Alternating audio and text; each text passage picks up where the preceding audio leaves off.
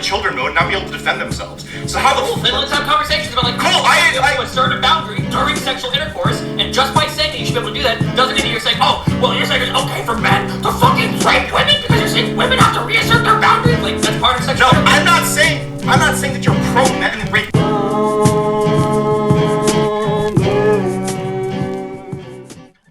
Hans, I think you lost the argument. And at about a minute 52 into this video, I think pretty much the rest of the conversation is just pointless. Okay, I think that the vast majority of people then should be in monogamous, loving, long-term sexual relationships, and casual sex is something we should heavily discourage for most of the population then. I mean, if that's the case, that's fine. Okay. But then we agree with my original no, not. So close into this just defusing into nothing. Hey, welcome to Will and his channel. I'm Will. This is my channel. And today we're going to be kind of going over the Hanz and Destiny debate. If any of you haven't attempted to watch this video, I'm going to leave a link in the description down below, but I'm going to be honest, it's pretty much just Hanz and Destiny talking past each other for an hour. There's a lot of screaming, countless use of the word retard. There's not a whole lot of content here. However, this topic has made me consider my takes on consent, boundary setting, and a few other things. I want to begin by referencing Hans's 4 axioms that he proposes in the beginning of the debate, because I believe that Destiny and Hanz pretty much hold to them for the entire length of the debate, and I'm going to be basically doing the rest of my talk also based on these 4 axioms. I'd say there's like multiple steps of responsibilities for someone who's engaging in sex, or engaging in casual sex, right? The first one is the consent meme, right? Like level 0 argument, don't fucking rape people, don't rape people who are asleep or drunk and passed out or shit, that sort of stuff. All right, second thing, boundary setting. I think we both agree this is really fucking important. So you should be able to tell somebody, I prefer before, I know you prefer before as well, say, hey, I'm comfortable with X, I'm not comfortable with Y, and then like you have that set up. If you don't do that, you should probably be able to say that during the sex. And then the next levels, I would say, would be willing to have a verbal confrontation with somebody over that, and then the fourth level is being willing to have a physical confrontation with that. And I would say that in regards to what I expect of someone who is being a responsible adult is someone who fulfills steps 1 and 2. I would say 2, 3, and 4 are asking too much of a person to be willing to have a verbal conflict and potentially a physical conflict with someone during sex, especially if you've already given out your boundaries beforehand and they're explicitly breaking the boundaries.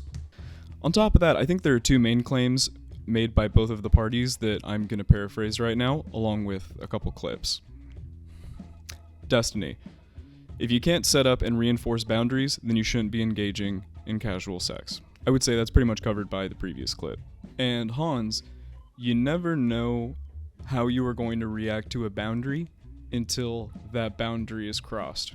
Most people don't know what it's like to like say no in the moment in regards to like say being like assaulted or someone like explicitly crossing a boundary. I don't know why you're saying so many people are uncomfortable with this. Why are you okay with them having casual sex? No, Destiny. The problem is that you don't know how you're gonna respond to people like when like this happens. You don't know. Help you what? Okay, I'll work on it.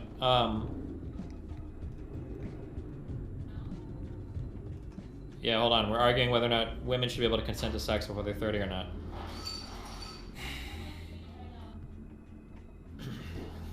I think the thing is, both of them are true. There's also a non-zero risk when engaging in all sexual activity, and pretty much both of them agree with that in the debate. There's a non-zero chance that any person can be sexually assaulted or raped every fucking time. In your world, it's way higher than mine. So Disagree. I just want you to say that. There's never a 0% chance that your boundaries are not going to be broken while you're having sex, casual or otherwise. And I think that the reality of the situation is that people just in general need to get better at creating their boundaries, setting them, respecting them, reinforcing them. And on the flip side of that, other people should get better at respecting people's boundaries.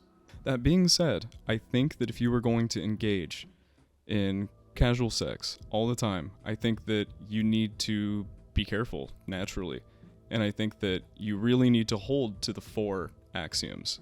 I do also recognize that on the flip side of that coin, from Hans's perspective, you really never know until the boundary gets crossed.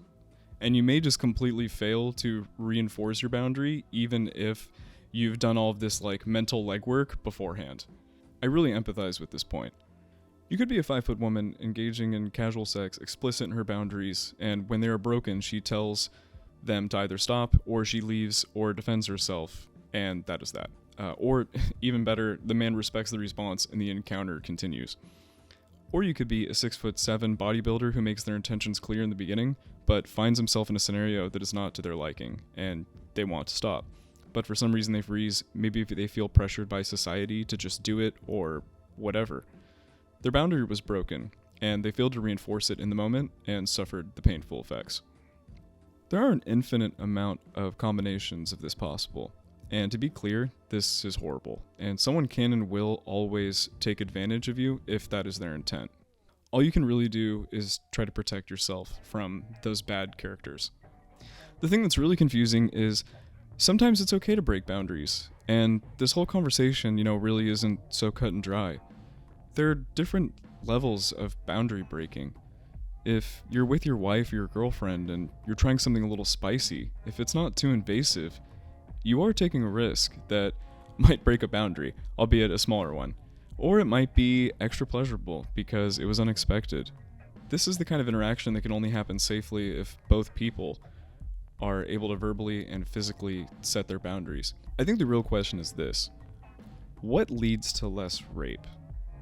Encouraging people to know more about themselves before engaging in casual sex, telling people that before engaging in sex, they should make their boundaries clear, giving people tools to enforce those boundaries verbally and, if necessary, physically, and also teaching people to take all of the necessary precautions involved in sex and dating, I think is an actual good idea that would lead to less rape. If we do not teach people that a verbal or sometimes physical conflict may happen during a sexual encounter, and we don't prepare people for that possibility, that is the real loss, because there is never a non-zero chance that you may be taken advantage of. Even in a committed relationship, I think that Hanz's take actively takes away that responsibility in favor of hoping that in good faith that every sexual encounter you have will be okay, as long as it's thoroughly vetted and you make your boundaries clear. I guess here is as good as a place as any to say this mandatory sentence if it hasn't already been made clear. The victims in these hypotheticals are not at fault, because they didn't make the other person rape them. But I also think that we need to advocate for better education, boundary setting, and reinforcement, so that we can stop the root of the issues that we can actually fix, because we can't read every sexual partner's mind before we hop into bed with them. If we look at the original 4 axioms, if you can manage to hold society to all 4 of them, it seems really logical to me that there would be a smaller, still non-zero chance of having a negative sexual experience overall. When only holding society to the first 2, we're removing one of the people engaging in the sexual activities universal responsibilities to talk and, if need be, run away from or fight the person that is breaking their boundaries. There will always be sickos out there who will try to take advantage of people, and there will always be a chance that you go home with one. But stick to the axioms, and you can usually slow stuff down enough to catch the red flags, and please take the necessary precautions to protect yourself in multiple ways. No one thinks that they are going to be assaulted before it happens. In conclusion, I think Destiny's take was better, but it was surrounded in so much hyperbole that honestly I don't blame anyone for reading this take and completely dismissing it, or just not seeing the take at all. Hopefully I've broken it down in a more palatable way and with a lot less yelling. Second, and this point is totally separate from the discourse previous, I just want to say I think it was really messed up, some of the stuff that Destiny did to Hanz during the debate, just the way that he treated him in general, because as far as I know, Hanz is a pretty loyal DGGer and also just a pretty nice guy overall. There were just so many times during this interview that I felt like my boundaries were being crossed. And if I had a conversation with Destiny like this, I think I probably would have given up halfway through. There wasn't just one time, but 2 times where Destiny messed up Hanz's name and called him Haz, which is pretty much Twitch's most despicable streamer. I don't want women to get raped, Haz. You're creating Hanz. rape victims. Don't confuse me with that guy. I can't believe you would do that.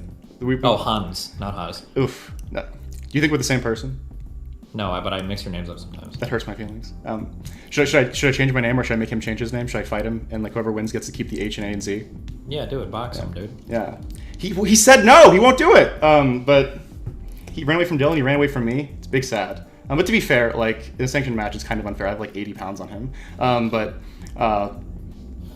But fuck, I got sidetracked. Then you're right, Hans. Hans, Why you keep doing this? You should go. Destiny knows all these debate tactics, has all these facts in his head, plays all these games, he's micromanaging, all these world-building simulator games while having debates with people. I think the least he could do is remember Hans's name during the debate. It's kind of ridiculous. And you can see the look on Hans's face, not once, but especially the second time when Destiny messes up. And then he tries to just play it off that, oh, I always get your names messed up. Yeah, okay, whatever. Like, even in the beginning of the video, Destiny was pretty rude, and I felt like he was really just trying to rush and get this thing over with. Like, it really wasn't worth his time. Promise, I'm not debating you on being nice. That's dumb as shit. Yep, I don't care. Go, we don't have time. Okay. What do you got? All right. Last one, Hanz, is just explicitly thrown at you. Like, after having this knockdown drag out for an hour about a topic you clearly care about, and after this disrespect that Destiny showed you multiple times, you still went out there and shilled for DGGers to go follow you and all this other stuff. Yeah, also all the Destiny people. Hanz of Harkir on Twitch and Twitter. Help me get to 5K. I'm so fucking close. Get me over that hump, you absolute fucking animals. All right? So... I might only have 60 subscribers. Subscribe now if you haven't. But I would never, ever stoop to the low of asking someone else's followers to follow me that just shit on me for an hour. I just think that is just so strange. You make really good content. Don't put yourself down like that. It doesn't really matter how big the people are in the space. If you come up with good content, you're always going to rise to the top. And you do. Hanz, you don't need DGG. Keep making good content, having better takes than usual, and eventually Destiny will be something else entirely. And you will too. Cheers all, like, comment, subscribe, and I'll see you next time.